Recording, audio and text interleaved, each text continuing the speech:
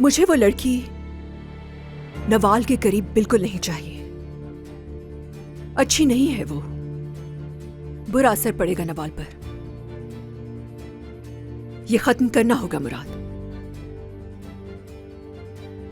मैं कैसे? करना होगा तुम्हें। नहीं नहीं, ये मैं कैसे कर सकता हूँ? कैसे संभाल पाऊंगा मैं उसे? क्यों संभाल नहीं सकते? इसमें मसला ही क्या है? ये तुम क्या बोल रहे हो मुझसे?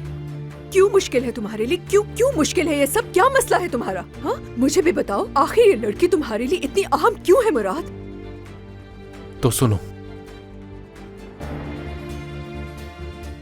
अनम दाऊद अल-अदाक की बेटी है। इसका मतलब ये है कि हाँ? नवाल मेरी बेटी है और अनम मेरी बहन है।